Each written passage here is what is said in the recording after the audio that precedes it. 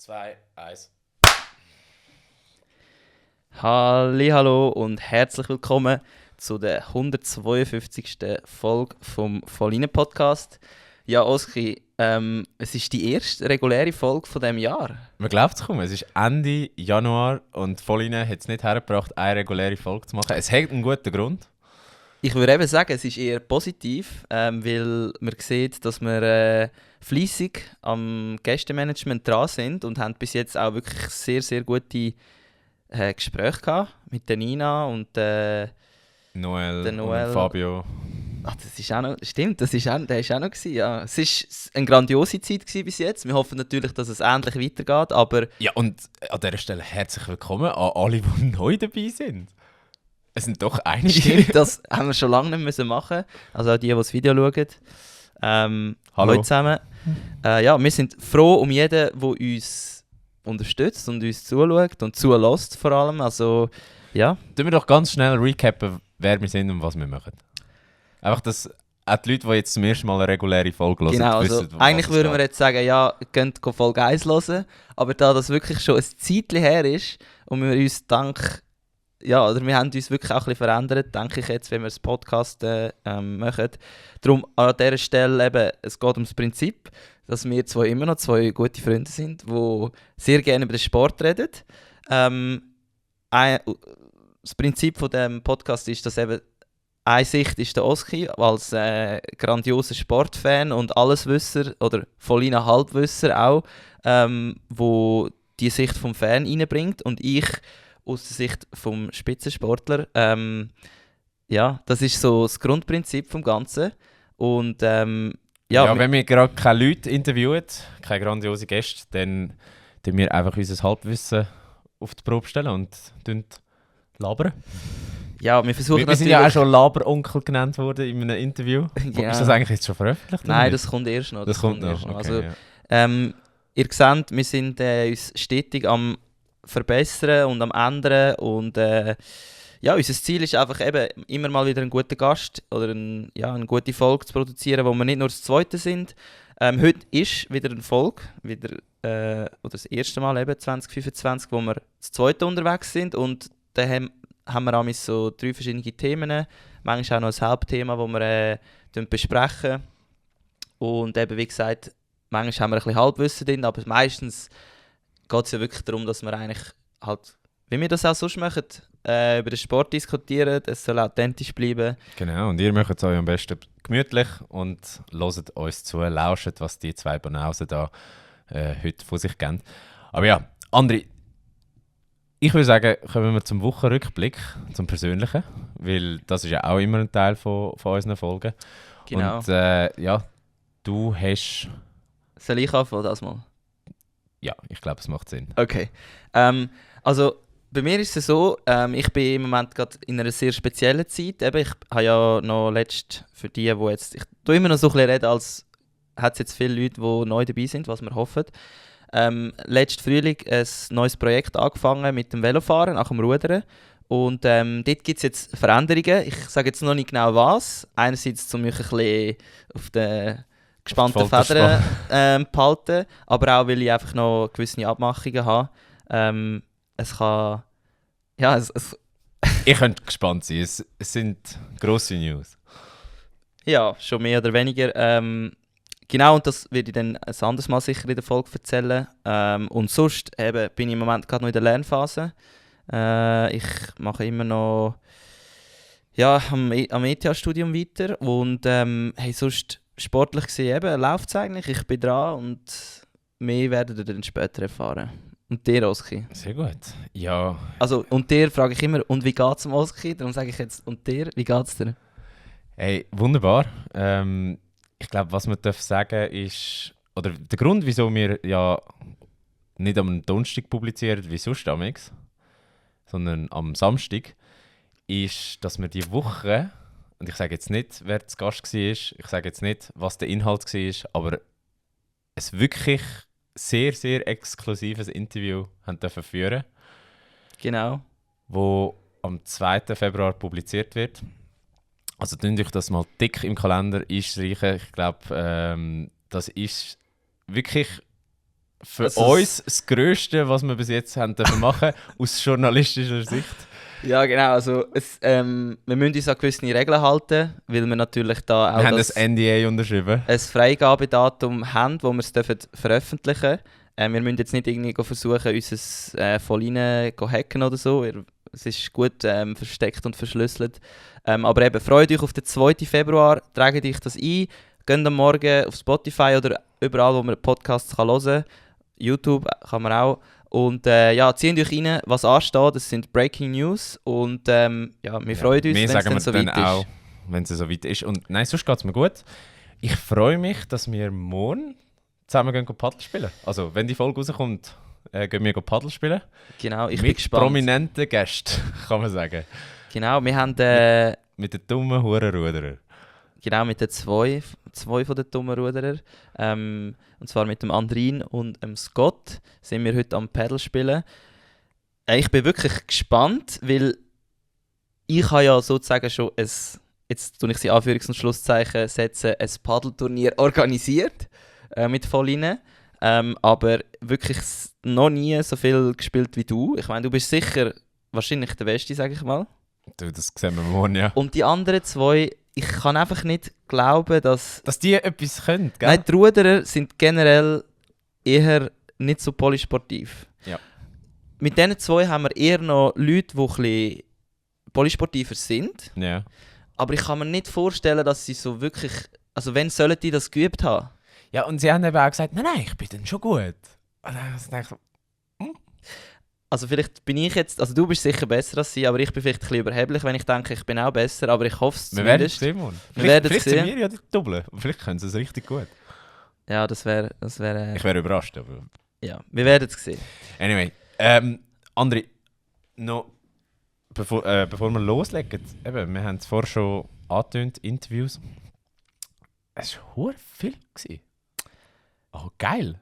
Ja, es hat richtig Spass gemacht. Also wir haben... Es ist eine richtig intensive Zeit für uns. Wir haben sehr viele Rückmeldungen bekommen, die sehr gut sind. Unsere Zahlen sind super. Eben, die persönlichen Gespräche, die wir auch vor und nach dem Podcast mit den Leuten hatten, die bei uns waren, ist immer mega wertvoll. Hey, und darum, also eben, so könnte es eigentlich weitergehen. Also wir haben Benchmark gesetzt für 2025. Jetzt dürfen wir nicht mehr dort drunter kommen. Ja, also wir haben jetzt auch noch weitere coole Gäste jetzt in den nächsten 2-3 Wochen, ihr werdet es sehen. Und nachher muss ich mich wieder ein bisschen ins Zeug legen, um das Sportnetzwerk ein bisschen florieren lassen. Also wenn ihr noch einen guten Tipp habt, wer schon unbedingt mal in Podcast wählen. Volline stellt jetzt nicht die allerschwierigsten Kriterien, aber wir haben gesehen, es hat dann schon sehr hochwertige Gäste gegeben. Hochkaräter bei uns, also ja. Wir freuen uns und wenn wir schon beim Rückblick sind auf ein Interview... Warte schnell. Ich muss noch etwas vorwegnehmen. Ich habe dir gestern, wo wir das exklusive Interview gemacht haben, gesagt, ich habe eine Überraschung für dich. Was ist es? Hast du daran gedacht? Ja, sicher habe ich daran gedacht. Also, es war nicht so, dass ich nicht einschlafen konnte. Ja. Weil so... Also der Kontext ist, ich habe am Strutzig gestern, wo wir das exklusive Interview gemacht haben, gesagt, hey, morgen, wenn wir die reguläre Folge aufnehmen, habe ich dann etwas für dich. Und das ist eine Überraschung und du warst gickerig sein. Ich habe das Gefühl, es geht irgendwie um Business. Es geht um Business. Es geht insofern um Business, es geht um Volline. Wir haben ja einen grossen Plan dieses Jahr. Und dieser grosse Plan beinhaltet unter anderem, dass wir mehr Events machen. Mehr Events mit Zuhörern und Zuhörerinnen und auch mit unseren Gästen. Und dass wir da verschiedene geile Events auf die Beine stellen. Was kommt jetzt halt? Es ist wirklich so... Jetzt warte! Ich muss ein bisschen das... Spannung aufbauen! Okay. Und dann habe ich gedacht, André, was fehlt uns? Was fehlt dir und mir? Wow, das ist jetzt ein schwierig. Also bezüglich so Events. Mhm. Also wir haben keine eigene Location. Ja, okay. Kalt. Wir haben keine... Was fehlt uns? Wow, das ist eine schwierige Frage. Was braucht es für so Sportevents? Es braucht finanzielle Mittel. Kalt. Du denkst falsch. Ich denke falsch. Die Ideen haben wir. Ja. Idee? Ja. Es ist eine Idee. Nein, die Idee haben wir. Also die Idee haben wir. Also ist auch kalt. Und es sind ja Sportevents. Ja. Was braucht man für ein Sportevent? Was braucht man, wenn man Sport macht? Denk nicht zu weit. Ja, man braucht verschiedene Leute und Nein, aber was brauchst Energie, du? Was brauchst du selber? Energie. Energie haben wir schon. Kleider. Ja. Okay, also du hast Trikots. Ich habe etwas gemacht. Okay. Ich habe etwas gemacht. Nein, Doch? jetzt hast du es sogar dabei. Alter, was ist das? Das ist unsere voll reine Uniform für das Jahr. Nein, Alter, das ist Doch. ja fucking geil. Sorry für den Hab's mal in die Ausdruck. Kamera. Oh mein Gott, zieht euch das rein, ich muss weiterreden, dass es auf mein Bild kommt. Alter, richtig sick. Ist geil, gell? Also, das ist hure geil. Das ist unsere voll reine Also, Uniform für das Jahr, für unsere Events. Aber die legen wir jetzt jedes Mal den Podcast an, oder was? Nein, das ist Du meinst das nur für die Events? für die Events. Oh, aber jetzt, ich muss es anlegen. Kann ich es anlegen? Du kannst es anlegen. Also. Strip für die Kamera. Aha, du lässt es einfach drüber an. Ja. Es ist ein bisschen gross. Eben. Aber ich habe es extra ein bisschen gross genommen für den Oversize-Look. So oldschool. Alter, richtig sick. Gell? Es ist richtig nice. Ja, es fühlt sich auch richtig nice an, gell? Sheesh. Ich habe mich jetzt schon in die Wäsche da. Es ist gekommen und ich bin 2 Tage... Das ist meins. Das ist dies. Ich bin 2 Tage mit dem rumgelaufen, bis meine Freundin gesagt hat, zieh das ab, du stinkst. Sehr geil. Danke vielmals. Okay. Also ich freue mich. Also das ist nur für uns. Das können wir noch entscheiden. Also, ob das ziehen Sie sich Dünnt rein. abstimmen. Dünnt abstimmen unten dran, ob ihr gerne das voll rein Liebli würdet haben. Also es ist ja so, ich muss reden, dass man mich sieht. Das ist eben das Problem bei dieser Einstellung. Aber ich rede jetzt mal so, dass man es ein bisschen sieht. Ja. So. Genau. Ja, ich hoffe, ihr habt es gesehen und der Schnitt ist so, wie man es, also der Schnitt vom Video ist so, dass man mich sieht. Auf jeden Fall, wenn ihr jetzt nur am Hören sind, müsst ihr unbedingt nachher noch das Video auf YouTube oder auf Spotify schauen, weil es lohnt sich, das T-Shirt zu sehen. Wir machen dann noch einen Post auf Insta. Sehr geil, Alter. Gute Überraschung. Gell? Gute Überraschung. Gell? Ist geil. Das ist richtig Also, gut. und eben, dünnt abstimmen. Und auf Spotify, wenn ihr, dass wir das rausbringen als Merch oder nicht. Und wir überlegen es uns, ob das etwas Exklusives ist oder ob das etwas ist, wo man auch in Zukunft kann kaufen kann. So gut. Ja, Wie findest du das Design? ich finde es wirklich der Hammer. Es ist so richtig, du hast wirklich das Gefühl, du spielst irgendwie wieder in den 90er Jahren oder so. Ich habe extra so ein Oldschool-Ding gemacht, ja. Nice. Danke. Gern geschehen. Ich freue mich auf alles, was noch kommt das Jahr. Und für uns jetzt neu in dieser Uniform. Das macht mich stolz. Und Und alles, was Events angeht, da werden wir euch noch auf dem Laufenden behalten. Aber es sind ein paar geile Events geplant, das können wir noch sagen. sehr gut. Ja, eben, du hast es müssen vorher wegnehmen. Danke, dass du es gemacht hast. Das ist sehr ein Gerne. wichtiger Teil. Jetzt siehst du ultra fresh aus für den Rest der Episode. Ja, zum Glück. Und da gehen wir auch gerade über. Das Trikot, das hat auch die Farbe von etwas, wo wir jetzt gerade darüber reden werden. Findest du nicht auch ein Sehr bisschen? ähnlich, ja. Also es geht ja darum, dass letzte Woche oder im letzten Podcast, wenn ihr den hört, ist Nina Brunner bei uns im Podcast gewesen.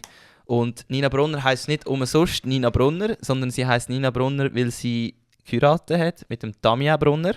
Und der Damien Brunner hat heute auch sozusagen ein Breaking News rausgelassen. Und zwar hört er auf der Stelle...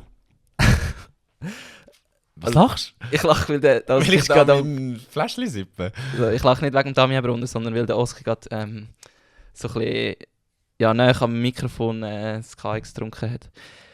Ja, der Damien Brunner gibt seinen Rücktritt per sofort und du hast mir die Nachricht geschickt und ich so, oh mein Gott, das ist jetzt schnell gekommen. Mhm.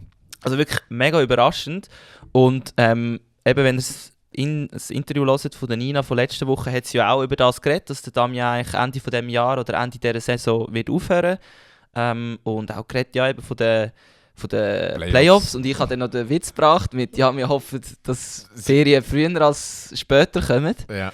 Und habe mich dort schon ein bisschen schlecht gefühlt, aber jetzt Hat er fühle ich auch mich aufgehört? fast noch ein bisschen schlechter. Ja, in dem Fall es wirklich so gewesen? Also wir können jetzt da nur interpretieren, was genau war, wissen wir nicht, aber was ich krass finde, eben, sie hat uns ja schon gesagt, körperlich sieht es mäßig gut aus. Also, dass es wirklich nicht für keine Saison mehr langt und dass das jetzt die letzte Saison ist und so. Aber es hat nie danach getönt, dass es sofort ist. Und ja, der Damien hört jetzt auf.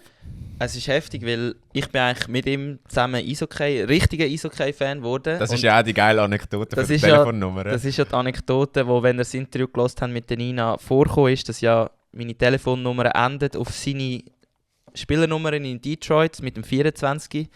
Ich habe immer noch die Telefonnummer und ja, für mich ist er einfach immer einer gewesen, der eigentlich zu den allergrößten vom Schweizer Hockey gezählt hat, aber gleich hat er es nie so richtig geschafft für den absoluten, also es ist jetzt immer, ja, aber ich weiss, es kommt immer darauf an, auf welchem Level das man anschaut, aber auf dem Level, wo er halt war, kann man sagen, er hat den absoluten Durchbruch nie wirklich geschafft.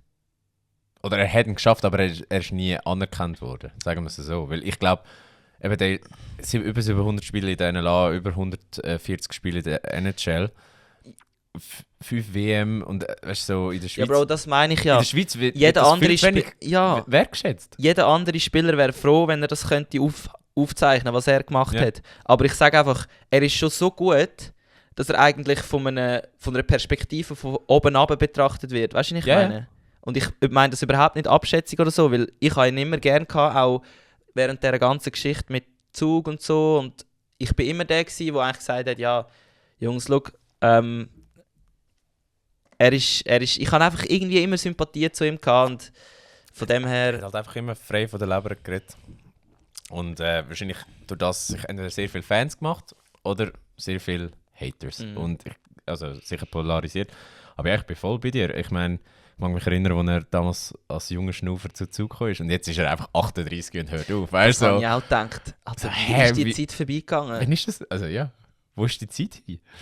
Ja, auf jeden Fall, er hat keinen Meistertitel können holen. Ich weiß nicht, wie schlimm das ist im Schweizer Eishockey, wenn du keinen Meistertitel hast. Das ist gut. Wird das so ein bisschen, ja, der hat ja keinen Meistertitel, aber nein, das nicht. Nicht, oder? Nein. Ich meine, es gibt ja so viele Spieler, die nie einen Meistertitel gewinnen. Und dann gibt es wiederum so 0815-Spieler, die so 4-5 Meistertitel haben. Ja, so Shakiris. Nein, aber Shaqiri ist ja ein X-Factor-Spieler. Ich meine, so, weißt du, wirklich so die Dritt-Viertlinie-Spieler, wo... Ja, ich habe jetzt mehr gedacht, weil er ist immer gerade zu diesen Clubs, wo halt... Er ist immer sehr nah dran gewesen, ja. Ich meine, Lugano hat er ja das Finale verloren damals gegen Zürich, Spiel 7. Ja. Bei Zug sind sie auch 2-3 Mal näher am Finale als am Halbfinale gewesen, aber sind dann ausgeschieden. Biel auch sehr nah. Biel sind sie auch sehr nah gewesen. Ach, das ist fast am härtesten, nicht? Ja. Bei Biel. Oder ja. Was würdest du sagen? Nein, bei Lugano, Spiel 7. Gegen Zürich verlieren, das habe ich nicht gewusst. Das ist heavy. Okay. Ich glaube, das schießt am meisten an. Ja. Aber ja, er weiss ja, er hat ja unsere Kontaktdaten, falls er mal über seine Karriere reden will. Dort können wir dann schon noch angreifen, aber jetzt müssen wir dem Ganzen ein bisschen Zeit geben. Ja, jetzt sollen sie zuerst mal Ferien machen. Genau, und stimmt. Ferien Jetzt können sie ja geniessen. Ferien machen. Ja, machen das. Auf jeden Fall wünschen wir am Damian alles Gute für die Zeit, die jetzt kommt. Es ist sicher eine schwierige Zeit. Das kann niemand verneinen. Aber es ist sicher auch eine neue Möglichkeit für einfach, was jetzt im neuen Leben kommt. Und ja, wir wünschen diesen beiden und bald diesen 3 alles Gute. Ja. Yes. Dann müssen wir zum Tennis kommen. Gehen wir zum Tennis. Und zwar, wenn wir da kurz 2 Sachen besprechen. Und bevor wir zu der Vorschau vom Finale kommen, vom Sonntag, vom Australian Open, wollen wir kurz noch auf ein junges Schweizer Talent, oder vielleicht kann man schon nicht mehr Talent sagen, eingehen. Und meine Frage, oder wieso ich das Thema eigentlich in den Podcast reingebracht habe, ist, wer ist der Henri Bernet? Oder Henry Bernet. Nein, Henry also, Bernet. Also er kommt von Basel. Das kann gut sein, dass man also Henri sagt. Ja. Wir wissen aber es es nicht. könnte auch gut Henry sein. Wir sagen jetzt einfach mal der Henry. Ja. Vielleicht ist es so völlig Für uns ist der Henry, ja. Der Henry. Der Henry ist 2007 geboren, das heisst, er ist jetzt 18. Also er wird ja 18 am Tag vom Final der Junioren bei der Australian Open. Also, und das ist ja, wieso wir überhaupt auf ihn gekommen sind. Genau, und das ist auch, wieso er mir jetzt halt in der letzten Zeit ein bisschen aufgefallen ist. Er hat jetzt ja die Nummer 1 im Juniorentennis rausgehauen. Genau. Und er ist eigentlich der einzige Schweizer, der noch dabei ist bei der Australian Open, weil alle anderen auf Profistufe sind relativ früh. Ah, du meinst jetzt über alles gesehen? Über alles gesehen, wo relativ früh die Segel gestrichen haben, bis auf Belinda Bencic, wo es bis in Achtelfinale geschafft hat. Ja. Aber ja, er hebt die Schweizer Flagge hoch und Alter, 2007. Das ist 10 Jahre jünger als wir. Ja, aber Alter, an das müssen wir uns jetzt gewöhnen. Nein! Also das erstaunt Nein. mich wirklich nicht mehr. Nein! Ich bin ein junger Schnaufer. Wir sind erst gerade 18 geworden. Ich bin erst gerade 18 geworden. Was soll das? Ja, man fühlt also ich habe mal von einem alten, weisen Mann gehört, das Gefühl, das wird sich nie mehr ändern. Du wirst immer das Gefühl haben, Wer du ist bist... der alte Weise Mann? Ah, den kennst du nicht, das ist ein alter Ruder. Er hat noch mehr Weisheiten erzählt, auch über die sexuelle Veränderung im Alter. Aber das, Auch spannend. Das erzähle ich jetzt, Falscher Podcast. das erzähle ich jetzt da nicht. Auf jeden Fall sehr spannend gewesen und darum sage ich, man wird sich immer so fühlen wahrscheinlich. Kannst dich gar mal auf das einstellen. Aber dass wenn's dann 2007 Bro, tut wirklich weh. Also der ist jetzt 18. Also das ist völlig normal, dass jetzt Ja, was ist der denn 07er Jahrgang was ist Profis denn... werden. Ja mal, Ja, auch 06 oder 07, ja. ist der nicht noch jünger, 2008? Dann hat er auch 07 Jahrgang. Okay, ja. Eben, aber das ist ja... Das geht mir irgendwie nicht in den Kopf, dass die schon Profis sind. Also ja, sie sind auf gutem Weg zu sehr, sehr grossen Tennisspielern zu werden, oder zumindest der Henry. Ja, was können wir zu ihm sagen? Weil es ist wirklich so, dass ich tue jetzt einfach mit euch, oder ihr könnt vielleicht auch davon profitieren, dass ich jetzt herausgefunden wer der Henry ist. Und zwar, Henry ist eben am 25. Januar 2007 in Basel geboren. Er hat aber mit 15 gesagt, ich will auf Biel, um dort im Nationalen Leistungszentrum von Swiss Tennis zu trainieren. Das hat er dann gemacht. Und ja, wieso er auch jetzt ein bisschen in den Medien war in den letzten paar Wochen, ist eben nicht nur wegen dem Australian Open gewesen, sondern auch, weil er eine sehr ähnliche Spielart hat wie ein gewisser Wie der Roger. wie der Rocci. Und wenn natürlich Aus Basel bist und spielst wie der Roger, dann gehst du schnell mal bei vielen so ein bisschen in die, nicht nur Talentschublade, sondern in da weckst du eine gewisse Nostalgie, ja. die mögliche Goat-Debatte, obwohl es noch nicht mal dazu gekommen ist. Er spielt für den Tennisclub Old Boys Basel und ja, ich weiß nicht, ob ich es noch erwähnen, ob ich das noch erwähnen, aber seine Tante ist dort Präsidentin. Ich finde es schön, wie du so nicht rauspickst, was relevant ist an dem Text, sondern einfach abliest. Es ist egal, es ist ja nicht so, dass wir den selber geschrieben haben. Es geht nur darum, dass wir das ein bisschen aufarbeiten.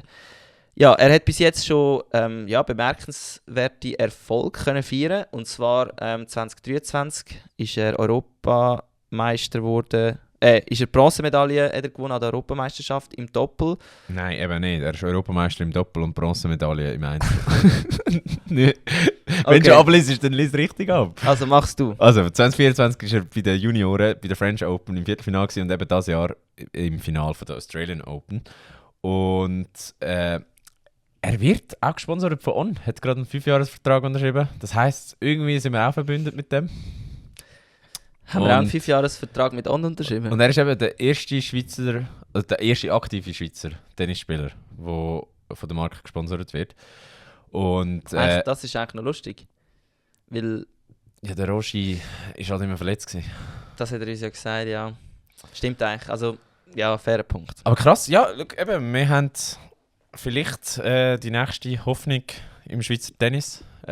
Es wäre mal wieder an der Zeit. Es ist ja auch zum ersten Mal seit irgendwie 30 Jahren so gewesen, dass Anfangsjahr kein Schweizer oder Schweizerin mehr in der Top 100 von der ATP oder WTA war. Mhm. Entsprechend, ja, sicher erfreulich, wenn jetzt da ein Schweizer auf Juniorenstufe etwas reisst. Aber, jetzt kommt mein grosses Aber, Jetzt bin ich gespannt. wir haben ja auch schon beim Domi Stricker gesehen und beim Riedi, dass man bei den Junioren sehr viel reissen kann, aber dass dann der Sprung an die absolute Weltspitze dann eben doch ein bisschen weiter weg ist.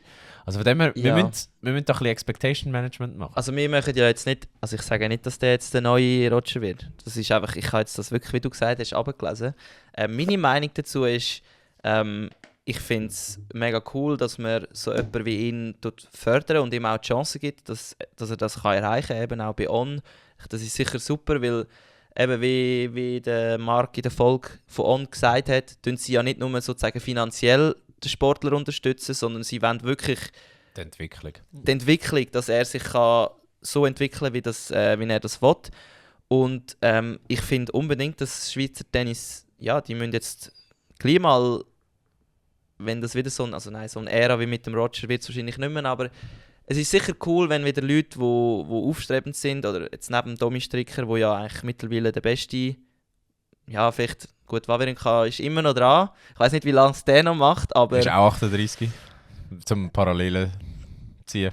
Genau, ja, auf jeden Fall mega cool. Wir unterstützen das natürlich und tun jetzt den Henry ein bisschen mehr verfolgen, als wir es bis jetzt gemacht haben. Yes. Genau. Auch grosser potenzieller Gast in dem Fall. Vielleicht jetzt noch fast besser, weil wir weiss ja, die Tennisspieler oder Tennisspielerinnen sind fast nicht zu erreichen, weil die sind erstens immer irgendwo am Trainieren und das ist nicht in Region Schweiz vielleicht meistens. Und ja, sie haben auch einfach einen vollen Kalender, weil es halt eben nicht viel von ihnen gibt. Und selbst wenn du nicht in der Top 100 bist im Tennis, Bist hast immer du unterwegs. so viel zu tun und das respektieren wir natürlich, aber hättet gerne doch mal eine Tennisspielerin oder einen Tennisspieler bei uns im Podcast. Yes. Jetzt gehen wir aber zu den ganz Grossen. Zu der ganz Grossen, also der Böse von der Bösen. Gut, der ganz Böse ist nicht dabei. Der ganz Böse ist nicht dabei, der hat heute leider die Segel gestrichen, oder vielleicht aus unserer Sicht zum Glück die Segel gestrichen. Wir reden von Novak Djokovic. Nein, wir wünschen ihm ja nichts Schlechtes, aber wir sind froh, wenn... Wir wünschen ihm ja nichts Schlechtes, aber... Wir sind froh, wenn er nicht gewinnt. Oder? Also wir wünschen ihm keine Verletzungen, aber es ist okay, wenn er nicht... Es stresst mich überhaupt nicht, wenn er jetzt nicht mehr dabei ist. Ja. Nein, aber wir reden vom Finale, das ansteht. Jannik Sinner gegen Alexander Zverev, wo ja am Sonntag stattfindet. Und ja, Struzzi, wir haben das Nummer 1 gegen das Nummer 2 von der Welt. Ja, und zwar eben der Jannik... Krass, wie die Qualität nachgelassen hat im Tennis. Findest du? Wenn das 1 und 2 ist. Ja, Also aber nein, Sinner okay. Bro, du Sinner vergleichst okay. es halt immer, also eben, wir reden jetzt vom Jannik Sinner und vom Alexander Zverev und ich finde einfach, es ist unfair, wir sind einfach verwöhnt gewesen in den letzten 20 Jahren. Mhm. Also weißt, es ist nicht, dass die jetzt irgendwie schlecht sind oder so und ich habe schon das Gleiche gedacht, als ich gesehen habe, was jetzt das Finale ist, Sinner Zverev, ist so, ja, aber früher sind das Leute gewesen, die zum Teil schon, also sie sind nie gewesen, aber es ist klar gewesen, dass niemand von denen im Finale ist. Klar, sie sind auch noch jünger gewesen, aber jetzt ein Zverev ist schon genug alt, dass er auch in dieser Ära Federer, Nadal, Djokovic schon hat können vorne mitmischen vom Alter her. Mhm. Ich gebe dir recht, es ist sicher so ein bisschen, wir werden das jetzt öfters sehen, dass es nicht mehr so das absolute Prestigefinale ist. Yeah. Aber von dem, was es jetzt eben hat, ist es gleich noch. Ich meine, das ist... Ja, also es ist hochstehend. Also es ist hochstehend. Aber was ich wollte sagen ist einfach, früher war es Nummer 1 und Nummer 2 ein Federer, ein Nadal oder ein Djokovic. Und Murray oder so. Und dann hast du noch einen Murray oder einen Wawrinka, wo so eigentlich auf dieser Stufe sind, wo die zwei jetzt einzuschätzen sind, würde ich sagen. Sinner hat immer noch sehr viel Potenzial nach oben. Wenn er nicht noch rausgenommen wird. Wenn er nicht noch rausgenommen wird. Aber ja. Übrigens krass, Fun Fact zum Tennis, also zu der Grand Slam. Von den letzten 90 Grand Slam, Final? Oder, also meinst also einfach Turnier bei Ja. den Männern, haben 80 davon Leute gewonnen, die in den 1980er Jahren geboren worden sind. Okay. In den letzten wie viele Jahren? Bei den letzten 90 Bei den Majors. letzten 90, es gibt 5 pro Jahr. 4 pro Jahr. 4 pro Jahr. Bei den letzten 90 Majors haben 80 Mal Leute aus den 80er Jahren mit 80er Jahrgang gewonnen. Was war es jetzt? 8 Mal mit Jahrgang 2000 aufwärts, aber nur 2 mit Jahrgängen in den 90er Jahren. Checkst du, was ich meine? Ja. Also es hat einfach ein riesen Loch. Das ist krass. Es ist einfach so eine ganze Generation von Leuten Und geskippt nachher, worden. was war echt dort los gewesen? Ja, das haben einfach die 3 dominiert. Die Ölkrise? Nein, Bro. Ja, ich weiss. Ja, aber spannender Fakt. Danke. Und ich wollte jetzt aber noch mal schnell zurück, vielleicht zum Turnierverlauf. Eben, du hast es schon angetönt. Der Zverev hat ja eigentlich sozusagen ein chilliges Halbfinale gehabt, in dem der Djokovic aufgegeben hat wegen Oberschenkel, hast du gesagt? Ja. Oberschenkelzerrung. Ob es jetzt eine Zerrung ist, bin ich nicht 100%. Auf jeden aber Fall, der Oberschenkel Deine sicher. These ist ja, dass er unbedingt in Halbfinale kommen, beziehungsweise unbedingt den Alcaraz raushauen und ab dann ist ihm eigentlich egal gewesen, was läuft. Eben, das ist wieder gefährliches Fall in einem Halbwissen, beziehungsweise schon fast eine Verschwörungstheorie. Aber ich habe wirklich das Gefühl, der hure Djokovic findet einfach jedes Mal gegen den Alcaraz noch einen Gang, holt alles aus sich raus und nachher ist ihm scheißegal, was nachher kommt. Es gibt wahrscheinlich so Leute, die einem irgendwie liegen und ich glaube, der Alcaraz ist sicher auch froh, wenn es dann am Djokovic mal vom Alter her nicht mehr so lange und der sich auch ein bisschen am Abkratzen ist wie ein Nadal oder ein Federer von, sagen wir eben, Hüfte oder Knie oder Rücken, weiss ich was. Also, ja, er hat noch zu kämpfen mit ihm. Ja, aber ich glaube im Fall wirklich, also auch bei Olympia, das ist ja der einzige Titel, den er letztes Jahr geholt hat, Djokovic. Er hat nochmal alles rausgeholt, der Rest von der Saison scheißegal, scheiße gespielt. Gut, dort ist es wahrscheinlich mehr wirklich am Olympia gelegen. Ja, am aber ich Olympiagold. meine, gleich, Final Ja. gegen den Alcaraz. Alcaraz wahrscheinlich sein bestes Tennis gespielt. Ja. Und jetzt wieder Australian Open, kommt der Alcaraz, ist gut in Form. Und dann sagt er, weißt du, ich knalle ihn raus, gibt wahrscheinlich alles, geht bis an die Leistungsgrenze und dann im nächsten Match, zack, verletzt. Ja, vielleicht ist es nur eine Verschwörungstheorie, vielleicht stimmt es, niemand weiß es. Ja, auf jeden Fall, der Sinner hat aber ja, doch ein schwierigeres Halbfinale gehabt, wo er dann deutlich gewonnen hat gegen den Ben Shelton. Mhm. Und ja, jetzt sind die zwei zusammen gegeneinander am Sonntag im grossen Finale. Ja. Ja, was würdest jetzt du, so ein bisschen, wenn jetzt los ist, ich meine, nebst dem Dopingvorteil, den der Sinner hat, nein, das lassen wir jetzt weg. Das ist eine steile These. Das ist ein Vorurteil, das ich nicht habe. Lassen wir das mal weg, weil wir stellen dann nicht unter Generalverdacht, wenn wir das so bei Vollinen machen. Ja, wer tust du trotzdem ein bisschen besser gesehen? Also historisch führt ja der Zverev 4-2 gegen den Sinner Mhm. in der Direktduell. Aber du weißt, ich habe sowieso eine leichte Spielsucht. Ich werde einen guten Batzen auf den Sinner legen. Gut. Du? Ich habe das Gefühl, wenn der Sinner wirklich in zwei gute erste Sätze spielt, dann gewinnt er. Aber wenn es halt länger geht, kann es schon sein, dass der Zverev jetzt durch das Halbfinale, das er nicht haben spielen wenn es dann lang wird, der Match, dass Dann er ist dort sicher wirklich ein Vorteil, noch kann dort Energiereserven freisetzen, die der Sinner nicht mehr hat. Trotz diesen Dopingvorwürfen gegen den Sinner ist mir der Sinner einfach sympathischer. Mega. Also der Sieg ist mir einfach sympathischer und ich würde es ihm mega gönnen, wenn er das holt.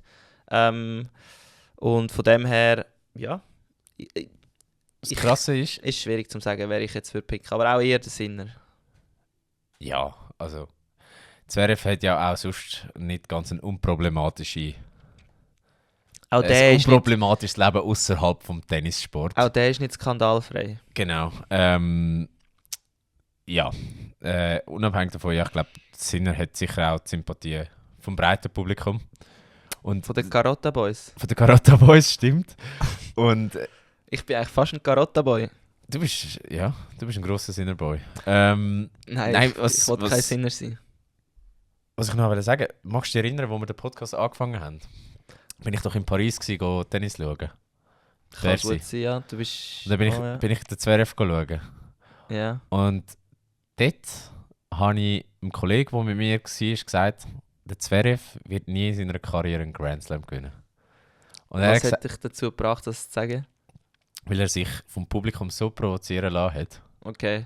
und einfach kein gutes Management mit dem Publikum hatte, Mhm. dass du gemerkt hast, okay, im Kopf stimmt es nicht ganz. Das ist zwar schon 3 Jahre her, es kann vieles passiert sein, aber ich bleibe bei meiner These und ich hoffe, es beißt mir nicht in den Arsch am Sonntag. Der Zverev wird nie einen Grand Slam gewinnen und ich tue grosses Geld darauf wetten, dass der Sinner seinen dritten Grand Slam holt. Und dann wird es spannend, weil dann hat der Sinner 3 und der Alcaraz hat 4. Also die neue Generation ist wirklich ready. Das hoffen wir doch, dass die sich gegenseitig ein bisschen nach oben messen. Aber irgendwie bin ich auch nicht unzufrieden, wenn es einfach wirklich jedes Mal so ein bisschen neue potenzielle Titelkandidaten gibt. Sicher cool, wenn du über Jahre hinweg immer die grossen 3 hast, aber ich denke, es ist auch mega cool, wenn mal... Aber was, wenn wir jetzt die neuen 2 haben? Das wäre doch auch geil. Das ist doch Nummer das... 2 ist ja noch langweiliger. Ja, aber es ist besser als keine. Weißt du, was ich meine? wenn jetzt da wenn jedes Mal jetzt jemand anders gewinnt Ja. und es gibt nicht einen Dominator oder 2 Dominatoren, Mhm. dann fehlt doch etwas. Also das Tennis lebt doch auch ein bisschen von dieser Geschichte. Es gibt Ja. die Besten. Es geht halt um Individuen. Ja. Und das sind meistens nicht viele. Und Ja. da würde ich eben den Zwerg nicht dazu zählen. Ja, der ist eh schon zahlt für das. Der Ja. kann gar nicht mehr 20 Grand Slams holen. Nein. Ja, von diesen 2 oder 3 oder 4 oder weiss ich was, ganz grossen, gehen wir zum einzigen, ganz grossen, für die Schweizer, zumindest für die Schweizerinnen und Schweizer, der allergrösste. Ich glaube, mittlerweile ist es wirklich klar, dass hat fast jeder, oder eigentlich jeder Rekord gebrochen. Ausser etwas hat er noch nicht geholt. Und zwar Das Kitzbühel. Pauline-T-Shirt. Genau, das Pauline-T-Shirt hat Nein, er auch was noch hat er nicht noch nicht geholt. geholt? Also es geht um den Marco Odermatt. Ja. Kitzbühel hat er noch nicht gewonnen. Die Abfahrt. Ja. Aber Super G hat er ja gerade Ja. mitgewonnen, ja. Ja. Ja. Und das ist also so ein bisschen sein grosses Ziel. Aber wir wollen eigentlich gar nicht unbedingt über das diskutieren, sondern es soll eigentlich darum gehen, um die vielen Doppelsiege, die wir jetzt in der letzten Zeit erlebt haben, im Vergleich jetzt eben bei den Österreichern, wo wirklich tote Hose ist, wo, glaube ich, nicht einmal einen Podestplatz diese Saison... Wer? Die Österreicher, haben sie einen? Doch. Aber kein... Nicht in der Abfahrt, aber sonst schon auch. Okay, ja, so gut bin ich dann doch auch nicht informiert, voll in Halbwissen, yes. Skifahrer bin ich ich dabei. Dort ist der Oski mehr Schweizer als ich, also... Wirklich der Bünzli in Person. Ja, kann man nicht machen, wenn am Sonntag den ganzen Tag Sport läuft. Auf jeden Fall, wenn wir darüber diskutieren, wie genau denn der Marco Odermatt mit seiner Leistung und seiner Art, wie er eben ist, das ganze Team... ja, wie gesagt, Marco Odermatt, riesen Talent. Nein, eben, kein Talent mehr, ich meine... Der ist auch schon fast 28. Ja, der ist gleich alt wie mir. Der hat unseren Jahrgang. Der ist nicht mehr ein junges Talent, ja. Eben, Fuck, Alter, das geht auch nicht in meinen Kopf. Ja, egal. schau jetzt, warte schon. Ich bekomme gerade eine richtige Krise wegen dem. Es ist ja so, dass, wo wir jetzt darüber reden, ist in der NZZ diskutiert worden mit dem Swindal. Mhm. Und sie haben darüber diskutiert, ja, wie viele Jahre, wenn er jetzt das Jahr nicht wirklich Kitzbühel gewinnen in der Abfahrt, wie viele Jahre hat er denn noch potenziell, um halt wirklich Kitzbühel gewinnen, ja. können das machen. Es ist so sein letztes grosses Rennen, das er noch müsste gewinnen müsste. Sonst hat er eigentlich alles gewonnen. Und dann hat er gesagt, 5 Jahre hat er noch. Und jetzt Ja. stell dir vor, für mich ist der Marco Odermatt immer noch der Junioren-Weltmeister, der erst gut geworden ist. Ja. Und jetzt hat er nur noch 5 Jahre und dann ist dann das Kapitel Marco Odermatt auch abgeschlossen. Bro, also Ja. ich tue dich jetzt gerade Ja, ja. wirklich noch tiefer ins Loch vergraben. Der Marco Odermatt hat noch 5 Jahre und dann ist das auch gewesen, weißt du? Vielleicht... Gut, je nachdem, wie es läuft, wenn es so weitergeht im Skizirkus und es in Emmachen willst du wieder Verletzung sehen, sogar Dann hat er weniger nur als noch 5 2. Jahre. Aber Ja, allzu lange. genau. Es geht nicht um das, sondern es geht Aber ja, ich sehe den Punkt, den du willst machen. wegen der Teamkollegen. Ja, dass er ja mittlerweile eigentlich nicht mehr das Talent ist, sondern der Anführer von dieser Skitruppe. Und das haben wir jetzt immer mal wieder deutlich gesehen. Er ist jetzt doch auch 1 oder 2 Mal geschlagen worden. Also, Und er ist auch nicht mehr so dominant wie auch schon. er ist auch nicht mehr so dominant. Immer aber noch sehr dominant, aber... er ist immer noch bei den wichtigen Rennen, also bei den wirklich, wenn man das kann sagen, bei denen, die ihm sehr wichtig sind wahrscheinlich, dort merkst du dann eben schon, also, dort geht es dann wirklich so, er hockt im Ziel, er weiß genau, oder er ist noch da oben, einer hockt im Ziel, ein Schweizer, wartet, fuck, Marco Odermatt ist noch da oben, fährt runter, 20 Hundertstel schneller und er ist einfach so unten wie so der Chef. Mhm. Ja, das habe ich jetzt müssen zeigen. Sorry Jungs, nehmt euch wieder ein bisschen zurück. Ich bin der Chef Und ihr trainiert gut, ihr seid super, aber wenn es darauf ankommt, ich bin da. Und wenn er aber nicht da ist, dann ist ein anderer Schweizer da. Genau, und das ist ja eigentlich genau das, wo so krass ist jetzt im Moment im Schweizer Speed-Team, dass du richtig merkst, dass die alle zusammen halt tagtäglich trainieren, dass sie sich gegenseitig im Training aufpushen, aber auch auf der persönlichen Ebene sich gegenseitig wahrscheinlich mental hure aufpushen. Ich meine, das sind ja basically einfach hure gute Freunde, die ihr Hobby zusammen machen und Spass haben. Also so wirkt es zumindest gegen raus. Also Genau. du hast wirklich das Gefühl, es ist wie wenn wir gut wären in etwas mit unseren Kollegen. Ja. Ich glaube, das ist der gleiche Vibe. Ja. So am Und- Samstagabend im Freiraum am Bier trinken. Zum Beispiel. Das ist unsere Spezialität. Aber nein, du weißt, was ich meine, oder? Es ist wirklich einfach eine Kollegengruppe. Ja. Und das Krasse ist, du siehst es ja auch an den Resultaten. Ein Monet, ein Mürisee und ein Tummler haben alle Sieg geholt. Und von allem. Franjo von Almen hat auch einen Sieg geholt, Super-G Wengen. Ja. Das heisst, du hast einfach 4 Leute, die ihren ersten Weltcup-Sieg geholt haben dieses Jahr. Und das war immer in diesen Rennen, wo ein Odermatt nicht die 100% rausgehauen hat, die er drauf hat. Und es ist einfach gut zu sehen, dass die Trainingsgruppe quasi auf dieser Welle Odermatt mitschwimmt. Mhm. Und ich glaube eben, das ist auch wirklich nicht selbstverständlich, dass das so ist, sondern es gibt wirklich mehrere Faktoren, die dort reinspielen, dass das eben in diesem Team so funktioniert. Einerseits ist es halt seine Art, wie er ist. Ich glaube, das merkt jeder, der nur schon im Fernsehen zuschaut. Und das ist auch der Grund, wieso so viele Leute ihn so gerne haben. Du merkst einfach, wie er sich freut, wenn die anderen gut sind, seine Teamkollegen. Und ich glaube, das ist etwas, wo für das Team jetzt unbezahlbar ist, weil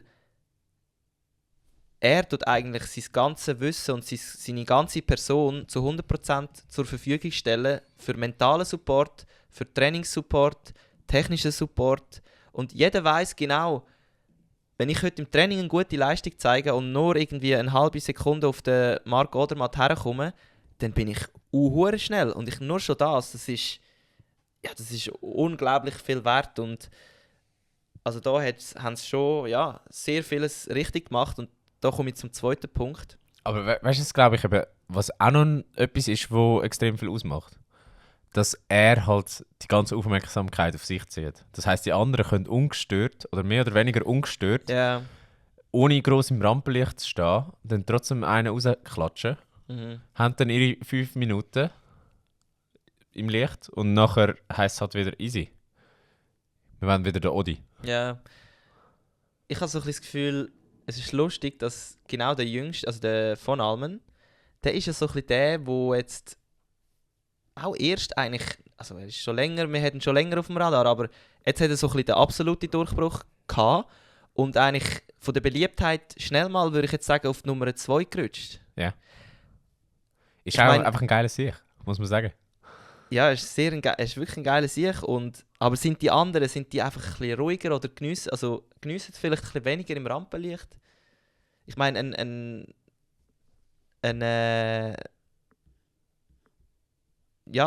viele, die auch immer nahe beim Odermatt waren, die sind nie so nachher auf die Beliebtheitsskala jetzt gekommen. Ähnlich Aber wie ich der glaube auch, Odermatt. wenn ein Odermatt nicht müsste, dann würde er auch nicht so fest im Rampenlicht stehen.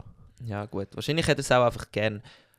Was ich noch sagen wollte für den zweiten Punkt, Ja. wo ich denke, dass es wirklich sehr wichtig ist, dass das funktioniert und dass der Odermatt eigentlich blöd gesagt kann genutzt werden als Pusher, ist einfach, dass Trainer das richtig aufstellen.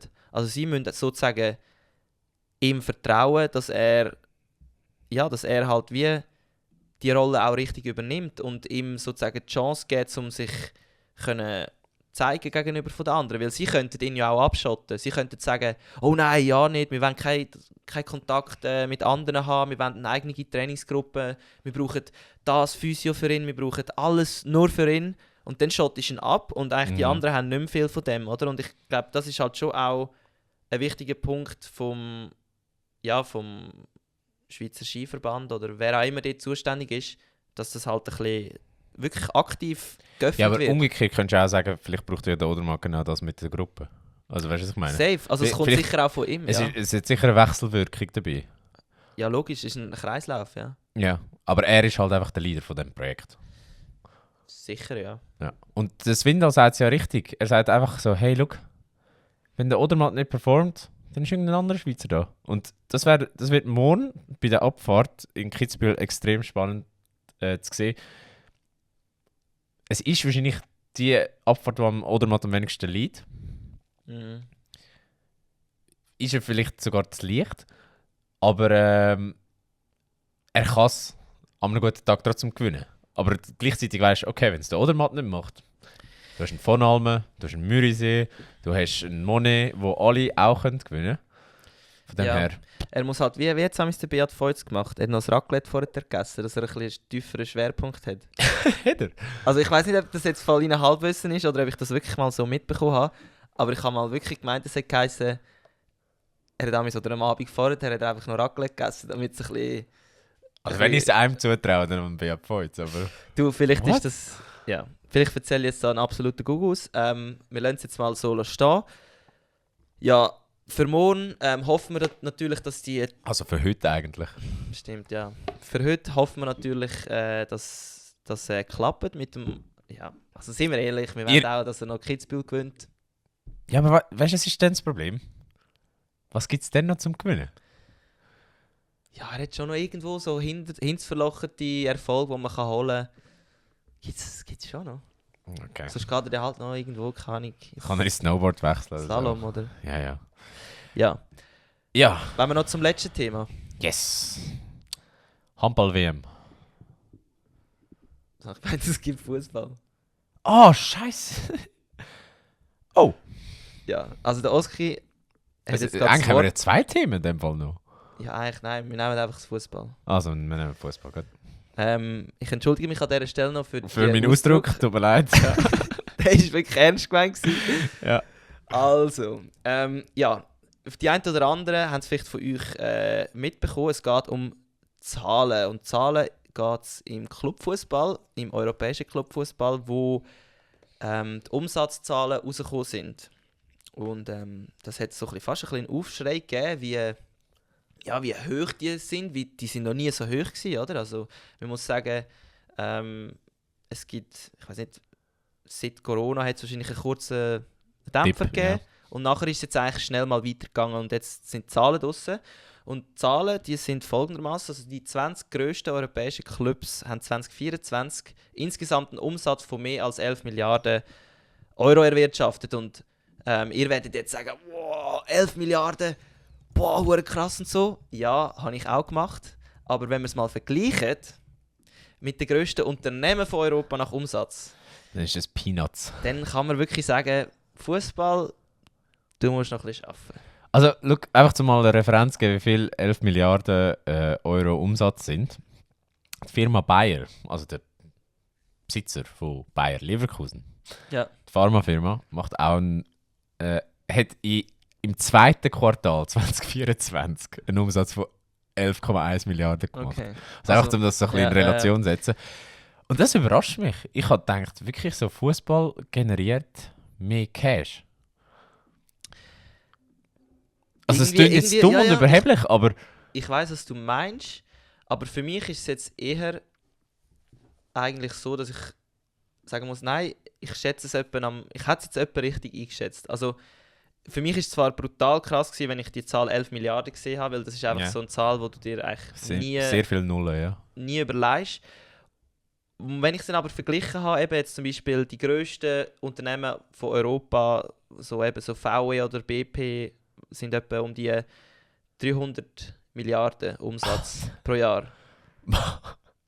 Also, und ich meine, das sind wirklich Sachen, die sind global dran und ein Club, der kann ja nicht irgendwie... Aber Top-Clubs sind ja mittlerweile auch globale Marken. Ja, aber es ist immer noch ein Hobby. Also Sport ist die schönste Nebensache der Welt, oder Fußball. Ja. Aber Also, es ist auch ein nicht für fettes mich, Business. aber ja. Ich habe es so etwa eingeschätzt. Gehen wir aber mal wirklich noch schauen, was denn die Einnahmen das Jahr generiert hat. Und zwar sind es nur ein Fünftel davon sind Eintritt, also Ticketverkäufe. Ja, aber Fußball muss man wirklich sagen, ist unverschämt teuer geworden, zum zu schauen. Also ich rede jetzt von den Top-Clubs. Ich mag mich erinnern, vor 5-6 Jahren, also noch vor Corona, hast du ein Topspiel bei Real Madrid im Bernabeu schauen und hast auf dem 2. März einen Huni gezahlt und hast wirklich gute Plätze gehabt. Ja. Und ich bin letztes Jahr schauen und ich ja. habe 250 € gezahlt für das Ticket. Und ich bin eigentlich selber schuld, dass ich das Geld ausgebe. Ich mache es einfach, weil es mir etwas gibt. Aber es ist dumm. Es ist wirklich dumm. Bei den Euro, ich wollte gar nicht erzählen, wie viel Geld das ich ausgegeben habe für die Tickets. Und einfach krass. Also der kleine Mann, oder der richtige Fan wird aus dem Stadion vertrieben quasi, damit einfach irgendwelche dumme Touristen können schauen können. Ja. Mich da eingenommen. Ja, es ist ja so. Man orientiert sich halt am Profit und das nächste sind die Übertragungsrechte. Die stagnieren ja scheinbar. Die stagnieren anscheinend, weil es erstens langfristige Verträge sind und zweitens, man hat glaube langsam so einen natürlichen Deckel erreicht. Gut, die sind auch übermäßig am Eskalieren gewesen. Ja, sind ja, was ist in der Premier League? 3,5 Milliarden pro Jahr. Ja, also das sind die nächsten 40% sind eben von diesen Übertragungsrechten. Und dann haben wir den grössten Teil, wo fast 45% ist vom Ganzen. Das ist Kommerz und Sponsoring. Dort innen spielt sehr vieles mit rein. Das ist jetzt ein grosser Begriff, Kommerz und Sponsoring. Aber so kommen die 11,2 Milliarden zusammen. Und was man vielleicht auch noch dazu kann sagen ist, der grösste Club. Die meisten haben es vielleicht, denken sich das, weil man hört immer wieder so ein bisschen die skandalösen Madrilenen, wo halt so ein bisschen abgehoben sind und einfach auch gehasst sind von allen Seiten, weil es halt einfach irgendetwas so gut machen. Und zwar eben Real Madrid hat einen Umsatz in Millionen Euro, also 1 Milliarde Umsatz gemacht. Also es ist der einzige Club und der erste, glaube ich, der eine Milliarde überschritten hat. Ja. Ich meine, das ist gleich schon auch eine krasse Zahl, einfach so für ein einzelnes Unternehmen, wo eigentlich nichts anderes ist als 11 Typen, die Fußball spielen.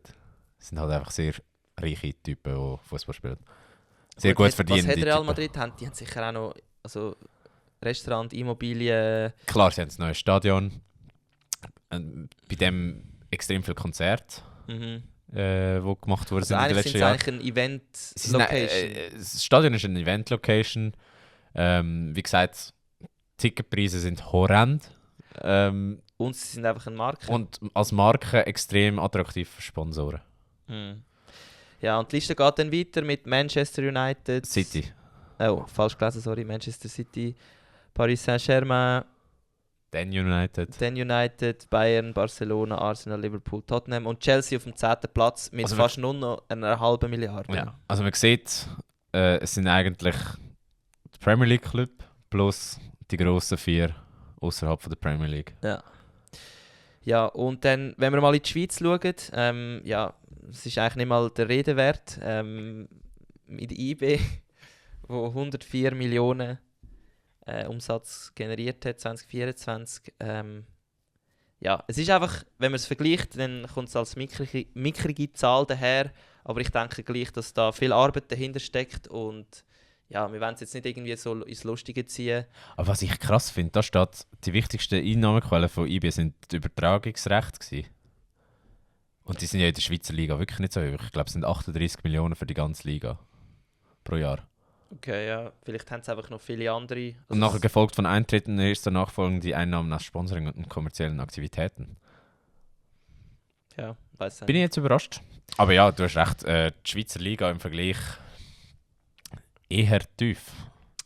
Ja, und man muss es auch noch relativieren. Der FC Basel hat zu besten Zeiten, also 2016, 132 Millionen Umsatz gemacht. Also etwa 30 Millionen mehr als jetzt. Ja. Ja, eben. Ich denke, Fußball und Umsatz, das ist, oder um Geld, das ist ja nicht ein neues Thema. Gut, man muss ja sagen, was für Fußball. Es ist ja Männerfußball. Wo das stimmt. Eben, die Frauen sind da noch weiter unten, jetzt, was den Umsatz angeht. Ja, also da steht Chelsea, Man United und Real Madrid. Frauenteams sind die einzigen mit... Ah nein, Barcelona und Arsenal haben 18 Millionen Umsatz. Und Chelsea, Man United und Real Madrid Frauenteams haben ein bisschen mehr als 10 Millionen Umsatz. Das ist krass. Alter. Ja, und ich frage mich dann eben, wie auch, dass jetzt zum Beispiel FC Barcelona Frauen oder Chelsea, wieso die nicht können mehr von ihren Hauptclubs profitieren. Also weißt du, weil es ist ja auch eine Marke. Mhm. Also der Club an und für sich hat das gleiche Trikot, das gleiche gleiche Logo. Ja. Wieso, dass das nicht abfärbt? Also weißt, was sind die Strukturen dahinter, dass das nicht möglich ist? Weil, also, oder ist es halt wirklich einfach so, dass sich die Leute, ja, also jetzt zu wenig dafür interessieren oder die Leute zu wenig... Ich glaube, es ist weniger das Interesse in der absoluten Anzahl Leute, sondern die Zahlungsbereitschaft der Leute. Also klar, es ist kleiner in absoluten Zahlen, aber ich glaube, es ist, wenn du die gleichen absoluten Zahlen von Fans beim Männerfußball hättest, hättest du einen mehrfach höheren Umsatz. Einfach weil die Zahlungsbereitschaft höher ist. Das ist so meine Theorie. Also weißt du, wenn du 40'000 Fans hast im Stadion bei einem Frauenmatch und die haben halt zwischen 10 und 50 Franken gezahlt für das Ticket und bei den Männern fährt das günstigste Ticket bei 50 an. Und die bringen auch 40'000 ins Stadion. Das ist ja logisch, oder? Das Übertragungsrecht, sicher. Das ist wahrscheinlich der grösste Faktor. Und einfach Kommerz, Sponsoring. Aber eigentlich ist es ja genau dort, wo du als Marke, wenn du etwas bewirken willst, kannst für relativ wenig Geld relativ viel rausholen. Habe ich das Gefühl. Ja. Vielleicht mit mir ein Frauenteam sponsoren. Voll rein, Alter, wir gründen einfach so wie der Beckham ein neues Fußballteam. Voll rein Frauen. Ja. Und dann lassen wir das krachen. Yes. Ja, mal schauen. Zukunftsidee. Was man aber auch noch dazu muss sagen, eben, wir reden hier über den Umsatz. Der Gewinn sieht nämlich wieder ganz anders aus. Ich glaube, das ist ein Thema, ja. ich kann jetzt kommt auch wieder voll in Halbwissen, aber ich glaube jetzt zum Beispiel Real Madrid hat irgendwie einen Gewinn von 50 oder 60 Millionen. Was ja dann in Relation zu dieser Milliarde schon sehr wenig ist. Gut, wenn es nach Steuern und allem ist, dann sind 50 bis 60 Millionen sicher nicht schlecht. Da kannst du das Kessel nochmal gut auffüllen im Verein. Das stimmt. Aber ich sage einfach, eben, wir reden vom Umsatz und was denn der Gewinn ist, das kommt dann je nach Club auch nochmal ganz darauf an, wie verschuldet die sicher sind. Was ja nicht sehr selten ist. Ja. Aber was ich glaube, fast die wichtigere Message? Nein, nicht Message, aber das wichtigere Fazit aus dieser ganzen Geschichte ist, die grossen Vereine erwirtschaften einfach sehr, sehr viel Geld, aber es wird dann relativ schnell mal zäh gegen oben. Ja, ich glaube, das kannst du wirklich sagen. Fußball ist einfach so Kapitalismus in a nutshell. Du hast so 1%, wo über 50% hortet und dann der Rest auch 50%. Ja, und die können dann halt auch vieles bestimmen und die machen es dann halt so, dass es bei ihnen wieder mehr generiert und ja, es ist ein klassisches Beispiel für how to capitalize the world. Jetzt sind wir in einem anderen Thema, das wäre ein Wirtschaftspodcast, aber wir sind ja ein Sportpodcast und darum lassen wir das Thema lieber sein. Und ja. Dann würde ich sagen, sind wir am Ende. Ich glaube im Fall auch. Wir haben heute verschiedene Themen besprochen, wo wir hoffen, dass euch auch ein bisschen Spass gemacht hat zum Zuhören. Wenn ihr immer noch da dabei sind, an dieser Stelle grosser Respekt. Vergesst den Podcast nicht zu abonnieren, das könnt ihr auf Apple Podcast oder auf Spotify. Und wir geben uns jede Woche Mühe, um das Beste aus der Welt vom Sport da bei uns zu bringen und, wie ihr schon gehört habt, am Anfang die besten Gäste einzuladen. Genau, und wenn ihr schon dabei seid, dann folgt uns doch auch noch gerade auf Instagram, da findet ihr uns unter vollinen_podcast und wenn der Podcast euch gefallen hat, dann teilt doch mit euren Liebsten. Und in dem Sinn, andere fühlt sein Liebling. Bleibt gesund, macht viel Sport und bis nächste Woche. Ciao zusammen. Let's go, voll rein.